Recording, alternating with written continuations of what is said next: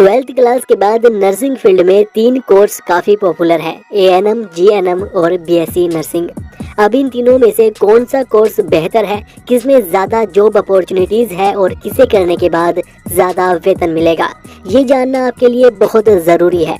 क्योंकि दोस्तों पढ़ लिख कर हर कोई एक अच्छी खासी नौकरी करना चाहता है और वो तभी मिलेगी जब आपने एक अच्छा कोर्स किया होगा और आपको काम के बारे में प्रॉपर नॉलेज होगी। तो इसलिए इन तीनों के बारे में अच्छी तरह से जानने के बाद ही डिसाइड कीजिएगा कि आपको कौन सा कोर्स करना चाहिए। दोस्तों एएनएम और जीएनएम का कोर्स एक डिप्लोमा कोर्स है, लेकिन बीएससी नर्सिंग एक डिग्री कोर्स होता है। चलिए एक एक करके पहले इन तीनों के बारे में जान लेते हैं, फिर बाकी सवालों पर बात करेंगे। एएनएम का पूरा नाम ऑक्सिलरी नर्सिंग मिडवाइफरी होता है। दोस्तों ये एक डिप्लोमा कोर्स है जो कि 2 साल की ड्यूरेशन का होता है और जिसे 12th पास आर्ट्स और साइंस वाले दोनों कर सकते हैं। इस कोर्स में नर्सिंग से संबंधित सभी बेसिक चीजों के बारे में पढ़ाया जाता है। इस कोर्स को करने के बाद बनने वाली नर्स को एएनएम नर्स कहते हैं, जो सिर्फ छोटे और गांव में क्लिनिक हॉस्पिटल्स होते हैं उनमें काम कर सकती है।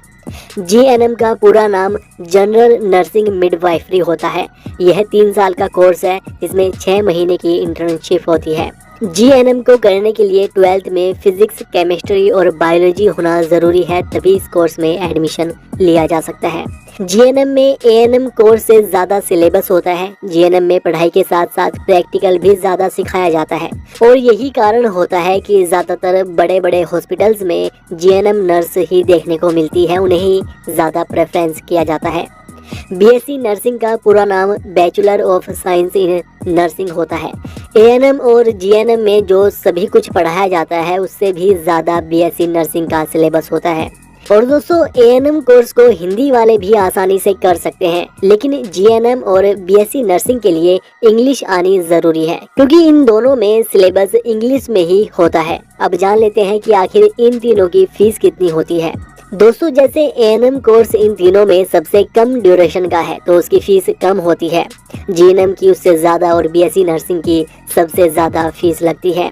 एएनएम का टोटल 2 साल का खर्चा 1 लाख से 1.5 लाख के बीच में आता है, वहीं जीएनएम का 3 साल का खर्चा 1.5 से 2 लाख के बीच में आएगा और बीएससी नर्सिंग का 3 लाख से 4 लाख के बीच में खर्चा आ जाता है।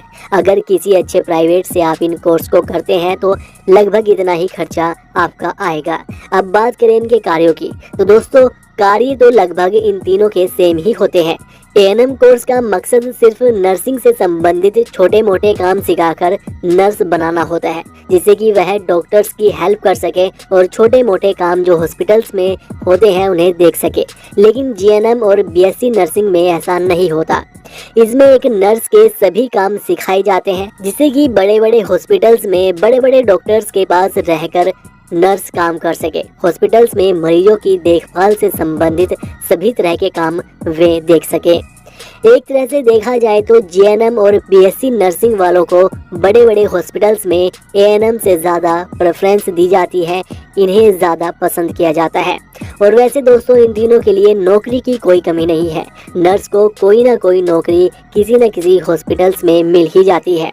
वेतन की बात करें तो एएनएम को प्रति माह 10,000 से 12,000 रुपए प्रति माह के लगभग वेतन मिल जाता है।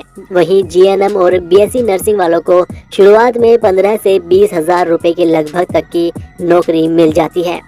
तो अगर दोस्तों आपके पास ज़्यादा समय नहीं है, जल्दी से कोर्स करके नौकरी करना चाह रहे हैं तो एएनएम कोर्स आपके लिए बेस्ट है।